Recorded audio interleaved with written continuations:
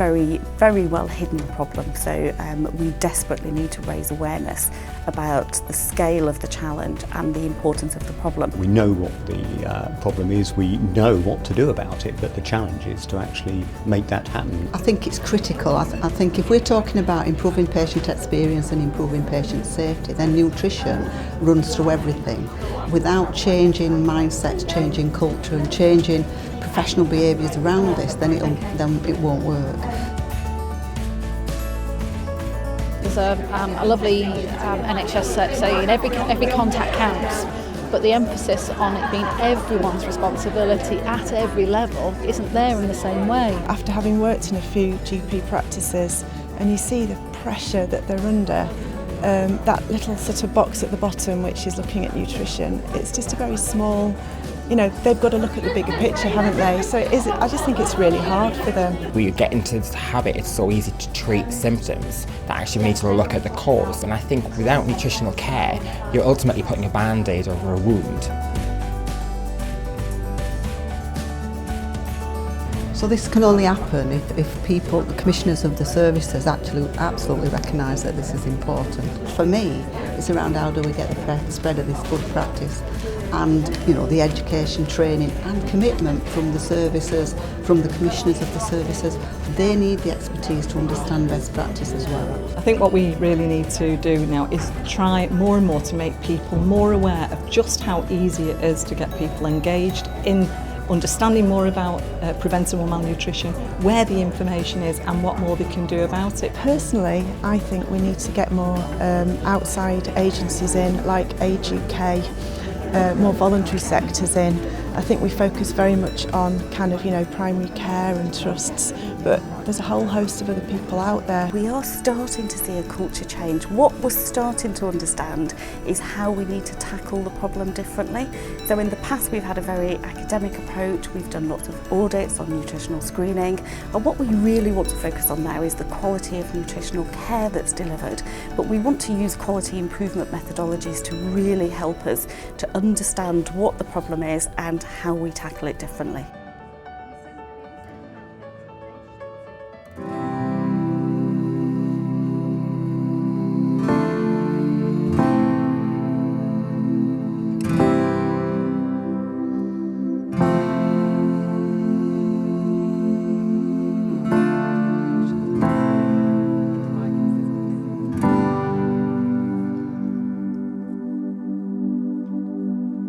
Salford has one of the highest rates of admission in relation to malnourishment in the Greater Manchester area, so clearly we've got a big problem that we need to target. So we've been working with Age UK Salford and partners across the CCG, the Salford City Council and the Mental Health Trust to come up with some products that help identify malnutrition and then an approach to dealing with malnutrition rather than anything being prescribed.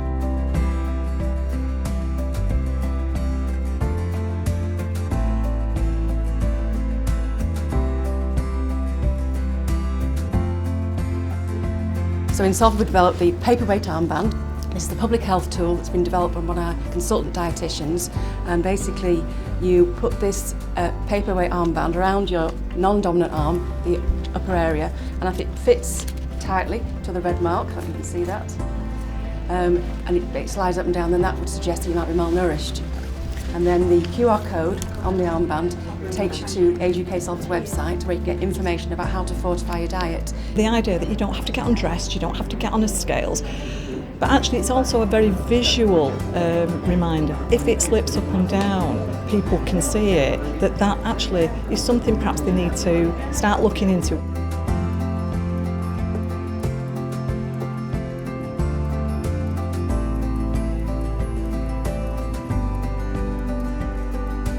We've integrated dietitians, nutrition nursing, speech and language therapists all together in one team, which I manage. So that stops the fragmentation, the lack of strategy. We offer a rapid assessment clinic every single day. And we know that just from working weekends over a one-year period, we saw and avoided admission for over 1,400 patients over just the Saturdays and Sundays in a whole year who would have been admitted to hospital.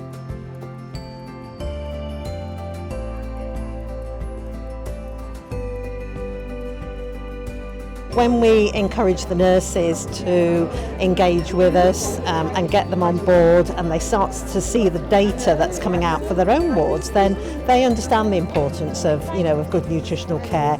And from the data they can see perhaps, where there might be gaps in some of the areas that they're, providing care around. And it gives us sort of a good educational tool.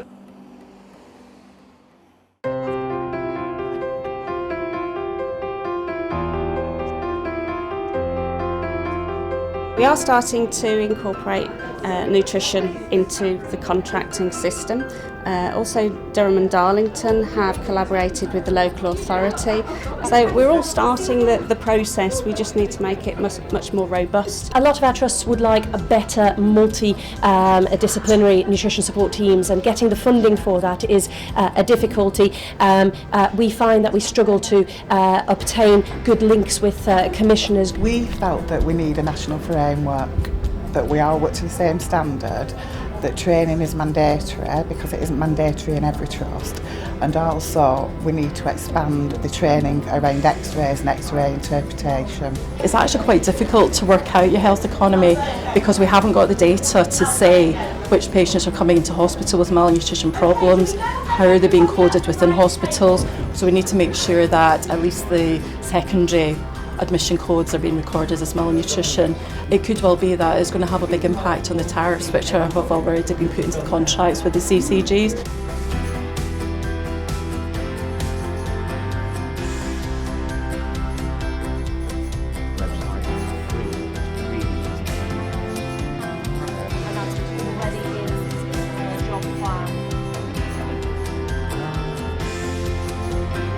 Well, I'm not suggesting this is easy, but to some degree it's about picking up the baton and running really, and that's one of my plans today, working with NHS Improvement and other organisations, NICE, etc., picking up the baton, driving it through the networks, but championing this cause really, if you like.